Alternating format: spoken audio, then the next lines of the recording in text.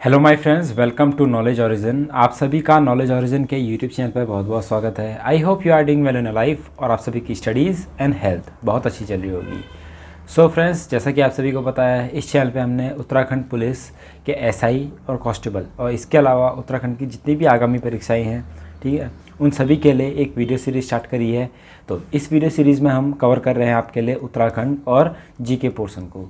उत्तराखंड के लिए हमने दो चीज़ें कवर कर रहे हैं। फर्स्ट, परीक्षा वाणी के चैप्टर वाइज एमसीक्यूज़, और सेकंड, हमने उत्तराखंड की एक मैप बेस्ड सीरीज स्टार्ट करी है जिसमें जितने भी स्टैटिक फैक्ट्स है, ठीक है, उत्तराखंड के, हम उसको मैप की हेल्प से कवर कर रहे हैं। और उत्तराखंड के लिए हम एमसीक्यूज़ फॉर्म में आपके लिए लेकर आ रखे हैं वीडियोज़, जिसमें हम कवर करेंगे history, geography, polity, computer science, current affairs, ठीक है। इन सब पार्ट्स को हम एमसीक्यूज़ फॉर्म में कवर करेंगे। तो आज की इस वीडियो में हम कवर करने जा रहे हैं मेडिवल हिस्ट्री, यानी मध्यकालीन भारत के इतिहास को, ठीक है। तो इसमें हम कुछ और एमसीक्यूज़ लेके आए हैं। आई होप आपने प्रीवियस वीडियोस देखी होंगी। तो अगर आपको ये वीडियो सीरीज़ पसंद आती हैं तो इन्हें ज़्यादा से ज़्यादा शेयर कीजिए। अगर आप इस चैनल पर नए हैं तो चैनल को सब्सक्राइब करना ना भूलें। तो चलिए आज के फर्स्ट क्वेश्चन के साथ स्टार्ट करते हैं। Match the following. यहाँ पर कुछ ऑप्शंस दे रखे हैं, ठीक है, ये मॉन्यूमेंट्स हैं, और यहाँ पर कुछ रूलर्स के नाम दे रखे हैं हमें दिल्ली डायनेस्टी के, ठीक है, दिल्ली सल्तनत की ये हैं। तो आपको मैच करना है कि किसने क्या बनाया। जैसे तुगलकाबाद, ठीक है, तुगलकाबाद किसने बनाया है, रेड फोर्ट एट दिल्ली किसने बनाया, हौज खास, सिटी ऑफ सीरी, तो ये किसने बना रखा है। तो तुगलकाबाद फोर्ट किसने बना रखा है, ये बना रखा है गयासुद्दीन तुगलक ने, ठीक है। गयासुद्दीन तुगलक कौन थे, ये तुगलक डायनेस्टी के फाउंडर था, जिसका असली नाम क्या था, गाजी मलिक, ठीक है, क्या था, गाजी मलिक था गयासुद्दीन तुगलक का नाम। इसने बनाया था तुगलकाबाद फोर्ट। तो ये हो गया, ए का हो गया 4। फिर आता है red fort. Red fort Delhi में किसने बनाया था, ये शाहजहाँ ने बनाया था। तो बी का हो गया 2। तो ए का 4 और बी का 2 कहाँ पर है, ऑप्शन नंबर 2 में, ठीक है। हौज खास किसने बनाया था, हौज खास बनाया था अलाउद्दीन खिलजी ने। और सिटी ऑफ सीरी किसने बनाया था, ये भी अलाउद्दीन खिलजी ने बनाया था।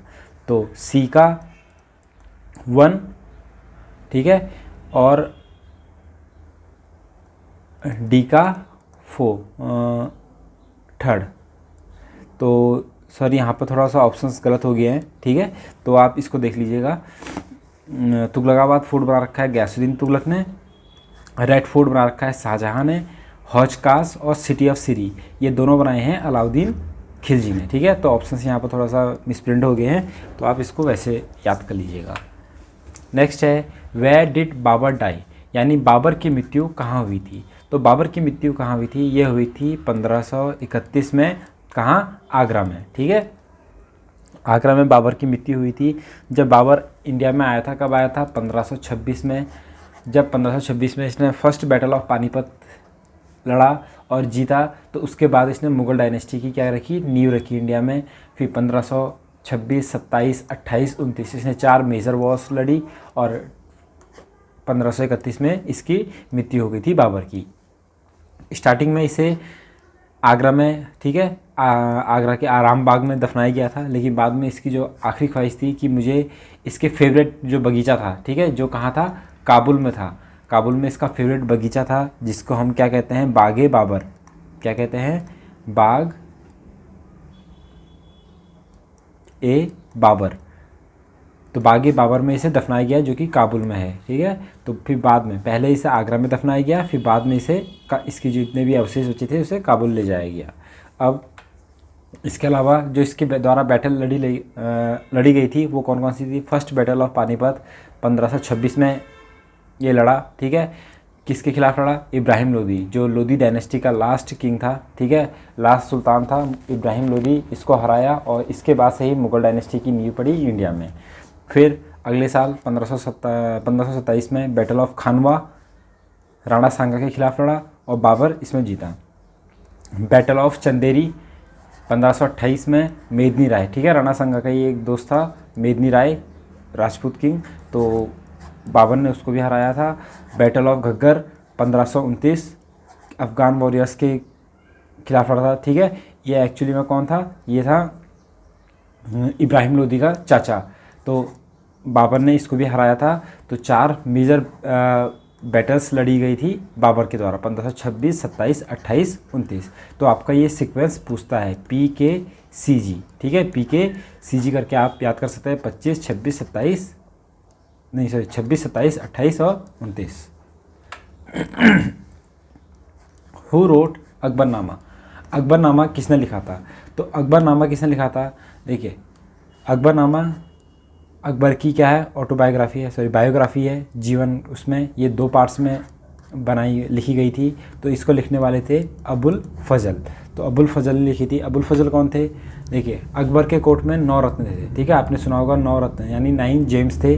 उसमें से जो अबू फजल थे, ठीक है, अबू फजल थे, इन्होंने, ये इनके वजीर थे और इन्होंने ही अकबरनामा लिखी थी। तो यहाँ पर कुछ जो बाकी के 9 रत्न हैं वो ये हैं, ठीक है, फैजी अबुल, तानसेन, बीरबल, राजा टोडरमल, राजा मानसिंह, अब्दुल रहीम खाने खाना, फ़कीर अजुद्दीन और मुल्ला दो प्याजा। तो इनके बारे में ये यहाँ पे इन्फॉर्मेशन है। Arrange the following in chronological order, यानी निम्नलिखित को क्रमानुगतिक क्रम में व्यवस्थित करें। तो ये क्या है? पहले तो आपको ये पता होना चाहिए, ये दिल्ली डायनेस्टी यानी दिल्ली सल्तनत के क्या हैं, वंश हैं जिन्होंने दिल्ली में राज किया, ठीक है। तो सबसे पहले कौन आया था? गुलाम वंश आया था। कौन आया था? गुलाम वंश आया था, यानी स्लेव डायनेस्टी। अब देखिए, यहाँ पर आपको तो उससे गुलाम वंश या स्लेव डायनेस्टी कहीं नज़र ही नहीं आ रहा है। फिर देखिए, गुलाम वंश को 2 और अलग नामों से जानते हैं। पहला आता है मामलुक।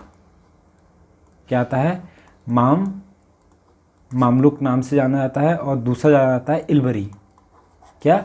गुलाम वंश, इलबरी और मामलुक वंश, ये तीनों एक ही डायनेस्टी के नाम।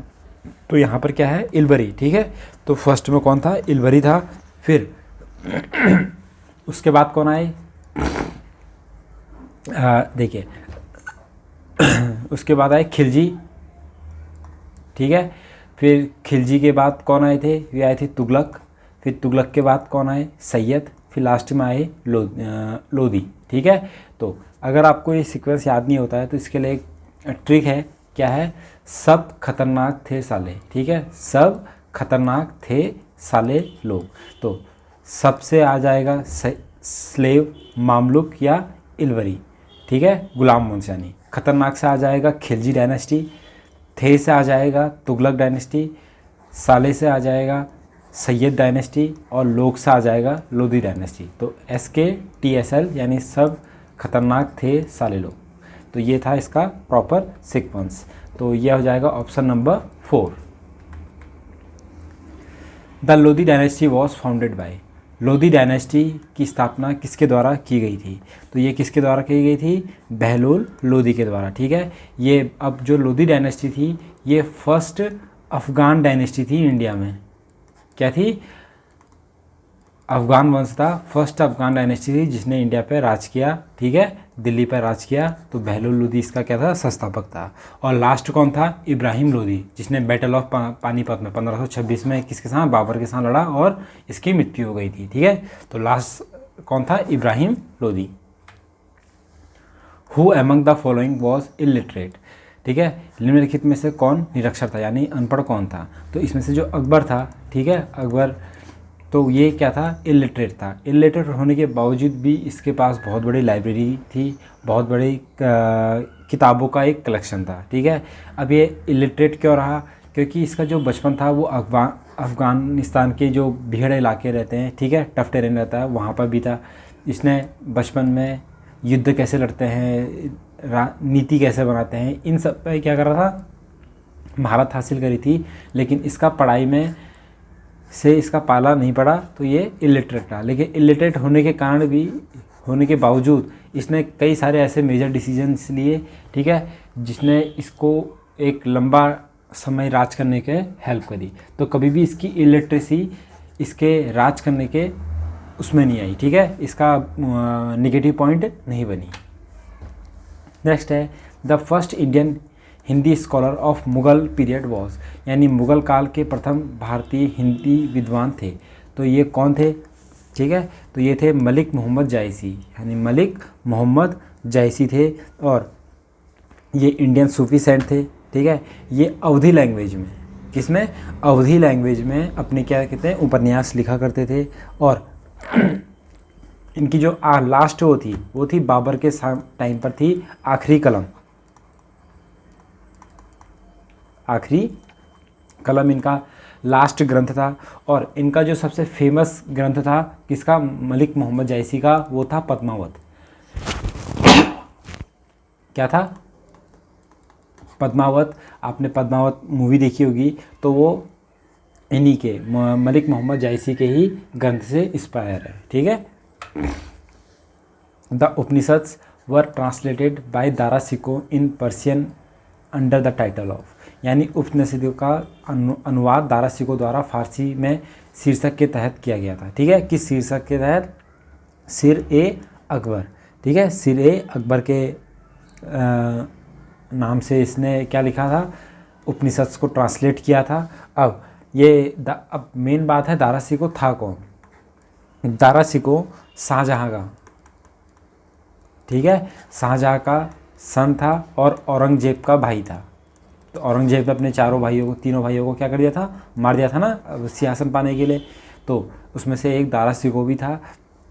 दारा सिको औरंगजेब का भाई और शाहजहाँ का बेटा था।